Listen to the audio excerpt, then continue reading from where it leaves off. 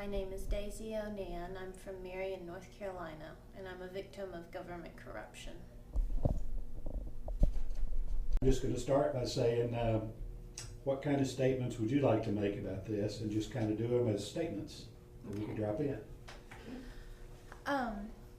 This has been quite an experience.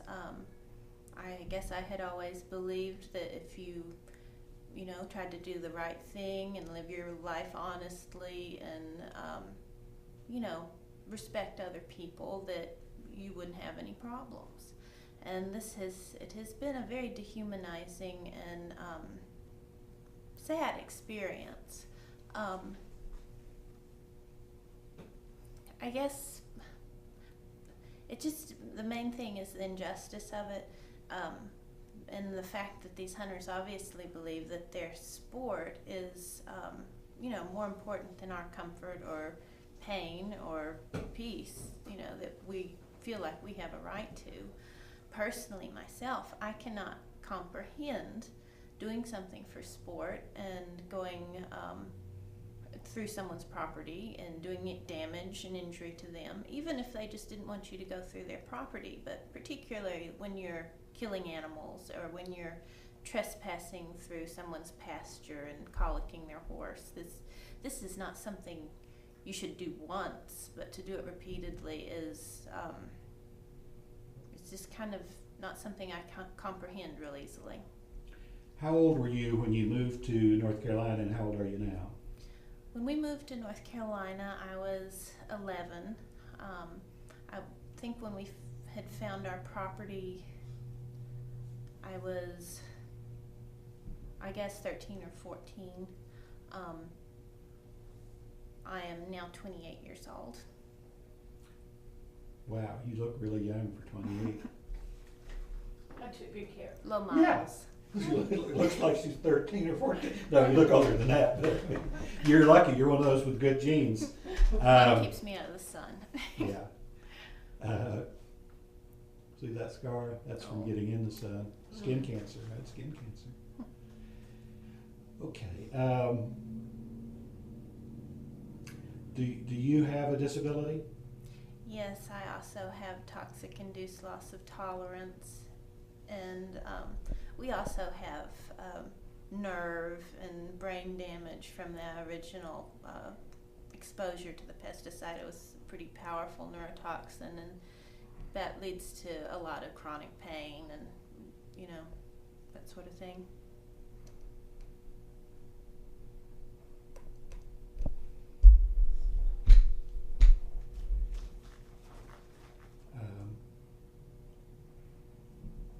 Do you think that these hunters and the Forest Service even understands that you and your mother have a disability? I think that the Forest Service and the hunters probably, I don't know. I think that they must know, because we have told them, we've put signs up, we've, discussed it with several of them. I think they just don't care.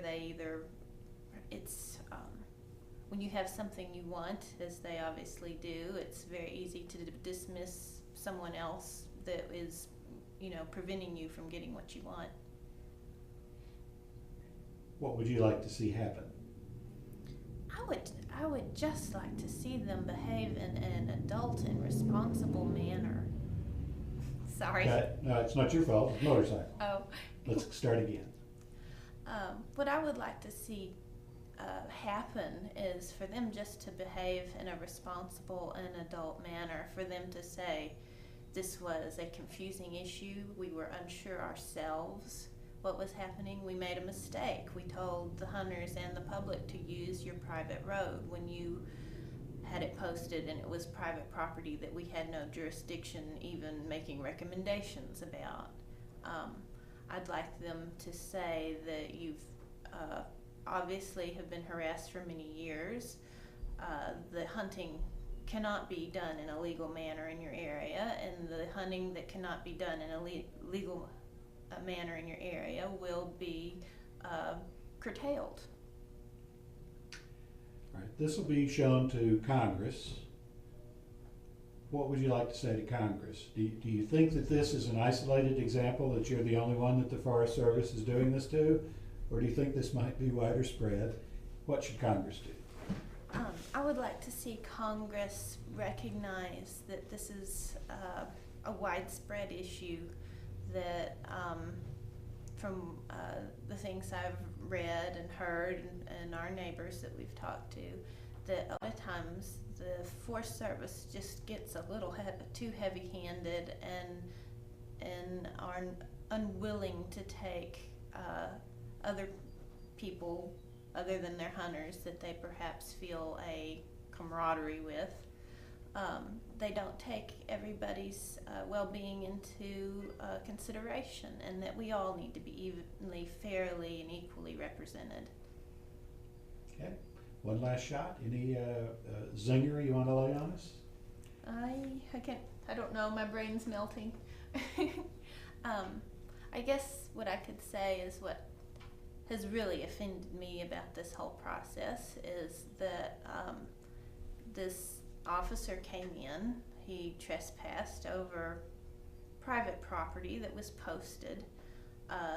The Forest Service really has no business deciding whether that posting is legitimate or not. It was an agreement between that property owner and ourselves, in a contract that had been long-standing. And the fact that he had recommended other hunters, the public and hunters, to also trespass, putting us in conflict, a single mother with disabilities and a disabled child, into conflict with these rather well-armed group of men that had, were being told that they were having their rights curtailed, and felt very indignant about it, and were, intent on defending what they considered their rights and putting us in danger in the process.